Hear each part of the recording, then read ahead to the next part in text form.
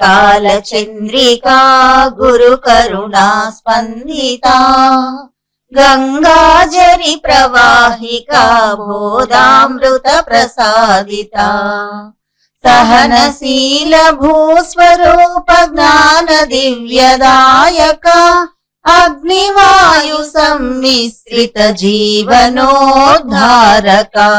अग्निवायु सम्मिश्रित जीवनोद्धारका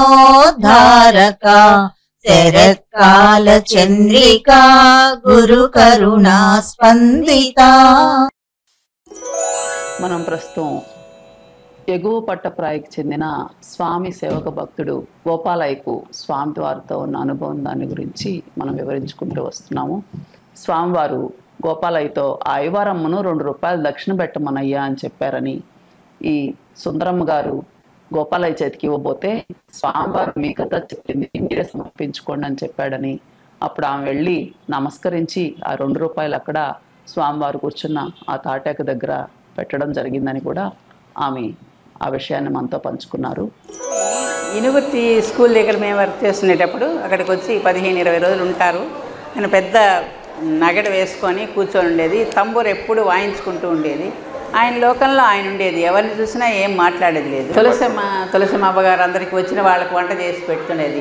ఆమె కూడా ఎట్లా చేసేదో మాకు ఆశ్చర్యం వేసేది.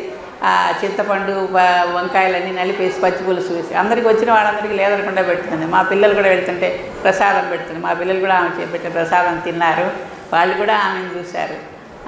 తులసమ్మ కొడుకు ఆదినారాయణమూర్తి వీళ్ళందరూ కూడా వస్తుండేది. అప్పుడు మేము చూస్తూ ఉండేది, వాళ్ళని మాట్లాడుకుంటాం. స్వామిని ఏమి అడగాలి, మేము మాకు ఈ సమస్యలు ఉన్నాయని కూడా మాకు అప్పుడు తెలియదు, అడగలేదు. కానీ ఆయన దగ్గర మాత్రం కూర్చొని మేము ఆయన తంబూర వాయించుకుంటుంటే కూర్చునేది, వినేది.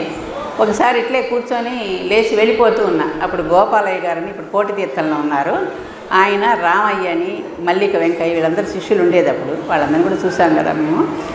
నేను లేచి వచ్చేస్తుంటే గోపాలయ్య ఐవారమ్మను 2 రూపాయలు ఇమ్మను అని అన్నాడు. అని అంటే నేను సరే అమ్మ నేను 2 రూపాయలు అడుగుతున్నాను. ఆయన మాటలు మాకు అర్థమయ్యేది లేదు, బాగా అప్పుడు కాళ్ళు కూడా నడవలేని స్థితిలో ఉన్నారు కాబట్టి అర్థమయ్యేది లేదు. ఏంది గోపాలయ్య అంటే 2 రూపాయలు ఇమ్మంటున్నాడు మా స్వామి నిన్ను, నీ అదృష్టము అన్నాడు. అంటే 2 రూపాయల కాగితం తీసి నేను గోపాలయ్య అప్పుడు ఎర్ర కాగితాలు 2 రూపాయల కాగితాలు ఉండేవి, అది తీసి నేను గోపాలయ్య చేతికి ఇవ్వబోయినా. అమ్మ నిన్ను అడిగాడు, నీ చేతి కూడా నువ్వే ఇచ్చుకోమ్మా, మధ్యలో నేను వద్దులే అన్నాడు ఆయన. సరే నేను మళ్ళీ వెనక్కి వెళ్ళి స్వామి చేతికి ఇచ్చా 2 రూపాయలు తీసుకొని ఇటు చూసుకొని తాటాక్ కింద పెట్టుకున్నాడు. తాటాక్ మీద వండుకొని ఉండేది, తాటాక్ కింద పెట్టేసుకున్నాడు. పెట్టేసుకున్న తర్వాత స్వామికి డబ్బులు అడగడం కూడా తెలియదు ఈయనకు అని అనుకున్నా. నేను అనుకొని సరే యువతలకు వచ్చేసాను.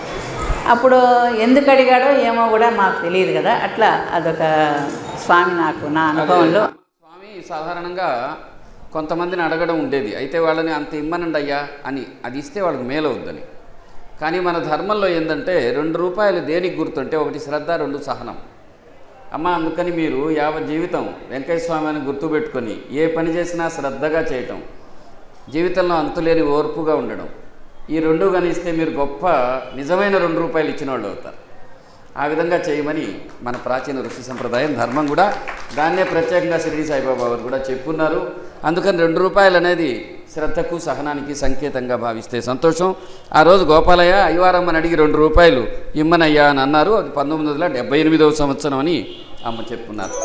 వాళ్ళకి ఏది హితవో శ్రేయోదాయకమో ఒకసారి సుందరమ్మ గారు 1978లో ఆమెను ఉద్దేశించి గోపాలయ్యతో అన్నాడు, గోపాలయ్య ఐవారమ్మను 2 రూపాయలు దక్షిణ ఇమ్మను అని. మనం చాలా జాగ్రత్తగా వినాలి. మనకు చాలా తెలుసు అనుకుంటాం కానీ మనకు చాలా తెలియవు. యజ్ఞము, దానము, తపస్సు, కర్మ అనే 4 మహాత్ములు మనకు విధించిన మన ప్రాచీన ఋషుల ధర్మం.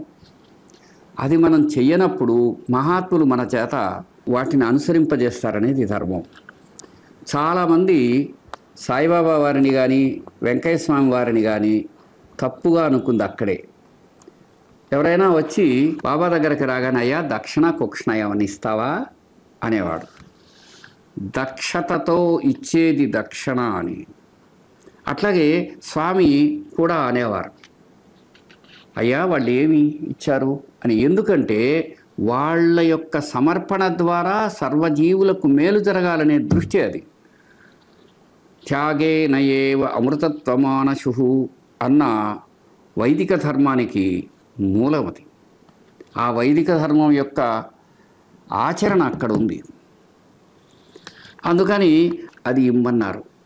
ఏ జన్మలోనో ఆమెకు రావడానికి ఏ ఒక అద్భుతమైనటువంటి సహాయాన్ని చేయడం కోసము స్వామి ఆ విధంగా చేశారు. కాబట్టి ఆత్మీయులారా, ఎప్పుడన్నా మీకు మహాత్ములు లభించి వాళ్ళు గన ఏదైనా ఒకటి అడిగారు అనుకోండి, అనవసర విషయాలు ఏమీ ఆలోచించకుండా వాళ్ళకి సమర్పించి నమస్కరించండి.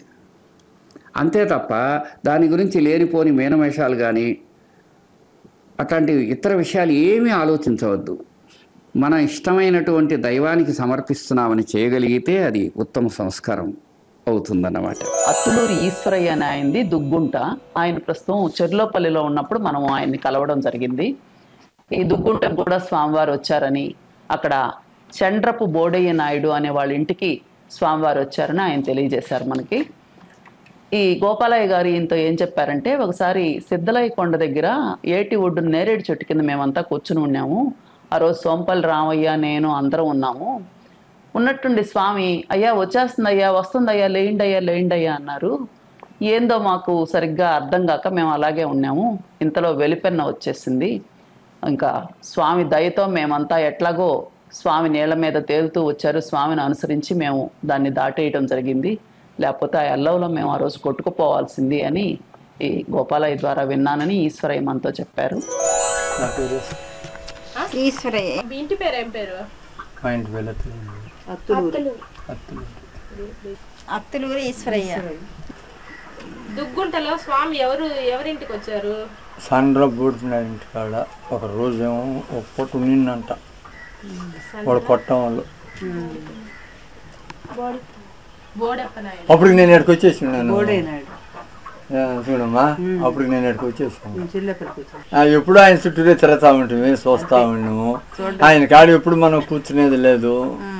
ఏదంటే అప్పుడు పసివటం, ఏదో నిద్రలేస్తే పని గూరిలా బరిలా ఆ ఇదంతా తిరుగుతా ఉన్నాము. అంత ధ్యాస లేవు అప్పుడు. ఏం లే గోపాలయ్య మటుకు మేము నిద్రలేకుండా కాడికి పోయే కాడ ఆ ఏటి కాడిన ఉంది ఒక పెద్ద నేరేడు చెట్టు. వాళ్ళు పోయి కూర్చున్నారంట. ఆమెను కూర్చున్న పాట, అయ్యా పోదమయ్యా వస్తుంది అంటా ఉండు. వసద్దయ్యా అంటుంటే మీరు కదిలేటిగా లేరనే తల్లికి సగం ఏటికి పోయి తల్లికి ఎలియలో వచ్చేసింది. స్వామి చెప్పిన మాట మేము వినకుండాను అప్పుడు చిన్నగా చెప్పరాయించుకుని అవతలకు పోయినాము. స్వామి ఏమో నీళ్ళ మీదనే వచ్చేసిండు. అదే స్వామి అనేది లేకుండా ఉంటే ఆ సుడిగొందలో ఆ టర్నింగ్లో మేము వెళ్ళిపోవాలా అనేది గోపాలయ్య చెప్తా ఉండేది. సిద్ధలయ్య కొండ దగ్గర ఏటి ఒడ్డున నేరేడు చెట్టు కింద ఉన్నారు. ఎవరు? స్వామి భక్తులు. నెల్లూరులో చాలామందికి ఇప్పటి వాళ్ళకు తెలియదు, కానీ వెనకటి వాళ్ళకు తెలిసింది ఏంటంటే, నెల్లూరు పెన్నా నదిలో వెలిపెన్నా అని ఒకటి వస్తుంది. వెలిపెన్నా అంటే అంతవరకు ఏముండదు, ఉన్నట్టుండి పెద్దగా ముంచుకొని వచ్చేస్తుంది. మనుషులందరూ కొట్టుకుపోయేంత ప్రవాహ వేగం వచ్చేస్తుంది. తర్వాత కొంచెం సేపటికి అడిగిపోతుంది. ఎందువల్లంటే పెన్నా నదిలో అక్కడక్కడ కొన్ని ఉపనదులు కలుస్తాయి. అవన్నీ ఆ పక్కన ఉండేటటువంటి ఎత్తైన ఆ పర్వతాలు వాటి పక్క నుంచి వస్తాయి, ఆ కొండల నుంచి వస్తాయి. అందుకని అక్కడక్కడ ఉన్నటువంటి ఈ వర్షపు నీరంతా ఒకేసారి వచ్చినప్పుడు వెలిపెన్న వచ్చేది. అందుకని ఈ ప్రాంతం వాళ్ళందరికీ తెలుసు అది. అట్లా ఒకసారి వెలిపెన్న వచ్చినప్పుడు అయా వస్తుంది అని ముందుగానే ఆ రాబోయే సంభవాన్ని చెప్పి వాళ్ళని కాపాడిన విషయం మనకు గోపాలయ్య ద్వారా తెలియటం సంతోషమైనటువంటి విషయం. అంటే మన గురించి మనకేమీ తెలియదో అది స్వామికి తెలుసు. ఆయన దయలో, ఆయన దయాపాత్రమైన మనకు ఎట్టి ఆపద ఉండదు. ఆయన దయ మనని కాపాడుతుందని భక్తులైన మనం నమ్ముకుంటే మనకు శ్రేయోదాయకమైన శ్రేయస్సు జరుగుతుంది. ఆ విధంగా ఆర్తత్రాణ పరాయణుడైన స్వామిని, ఆయన దయామృత తత్వాన్ని మనం మరొకసారి గుర్తు చేసుకునేందుకు ఈ సంఘటన పనికి వస్తుంది. అందుకని ఎన్నో అద్భుతమైన సంఘటనల సమాహారమైన సత్సంగం ఎప్పటికీ కొనసాగుతుంది. మనందరం ధన్యులమై, స్వామి కృపాపాత్రులమై, మన వంతు ధర్మాన్ని మనం నిర్వర్తించటం మన విధి. ఆ విధంగా మనందరం సాగిపోదాం. ప్రస్తుతానికి సెలవు. నమస్కారం.